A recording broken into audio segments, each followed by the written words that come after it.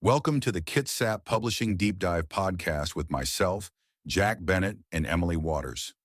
Join us as we explore books, current events, history, politics, health, and more. Let's dive in. Why does wealth only trickle up? Do you think entrepreneurs work for free and poor people work for money? The wealthy get richer and the poor get poorer.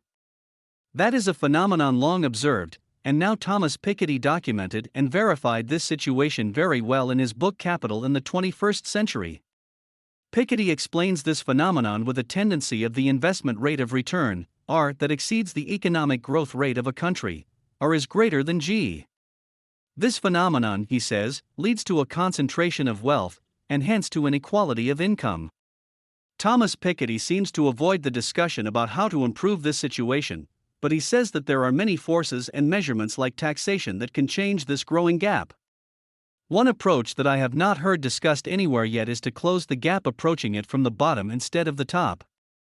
In my opinion, the high rate of return that all these sophisticated investors are receiving is not the problem. The problem is the low return, G, that ordinary people are achieving. Let me explain. Just a few centuries ago, only a fraction of the citizens were able to read or write. The gap between the wealthy royal establishment and the poor people was at a rate unimaginable today. But now in the 21st century, nearly everybody is literate, and wealth has indeed trickled up and created a strong middle class. I suggest that our current generation can achieve the same in financial literacy that our ancestors gained for reading and writing literacy. I am sure that we can gradually close the gap between return, R, and growth, G. Investment styles. Because investment styles vary from investor to investor, from investment to investment, and will also change with different overall economic situations, you should familiarize yourself with the different ways to manage your assets. Your style might change after certain economic events, growth periods, and recessions, and especially during and after depressions. In the below figure are 8 basic characteristics of investment styles. 3 types of investors. Amongst average investors are 3 types. The saver focuses all activities on saving money and sometimes buys assets at the lowest price possible.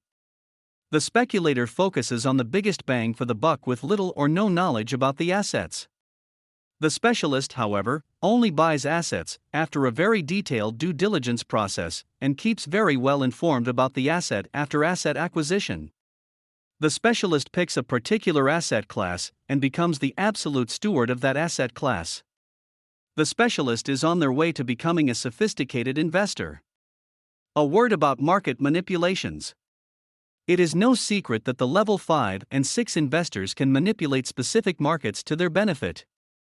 For example, while a group of sophisticated investors meets at a particular location like a golf course, they discover their passion for a specific asset, like stock or a commodity. At one point, they happen to agree to invest in the same asset. Of course, it is very natural that they would also talk about when they plan to invest in it. Consequently, they might even buy on the same day or week. If their purchases are big enough within a relatively small market like the precious metals market, the effect might be that the asset's price on the purchase day will shoot up. There are all kinds of techniques on how to manipulate the market. When you enter market manipulation in Google News search, you might be overwhelmed with examples of incidents and cases pursued by the SEC. Market manipulation is an ugly thing, and nobody wants to talk about it. Sometimes investors might not even really be aware of how much they manipulate the market with their investment transaction. But every investor has to deal with such manipulations at one point in time. Smaller and bigger manipulations do happen more often than one would think. Market manipulations occur in any asset class, and they are prohibited in most countries. If you are interested, you will find numerous famous cases of market manipulation, which I encourage you to identify and study yourself since it helps you understand more about the market in general. You, as an average investor, should know about these possibilities of market manipulation.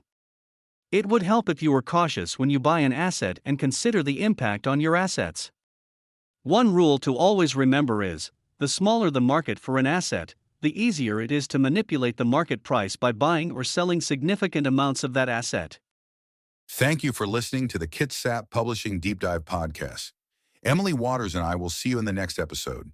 Stay tuned.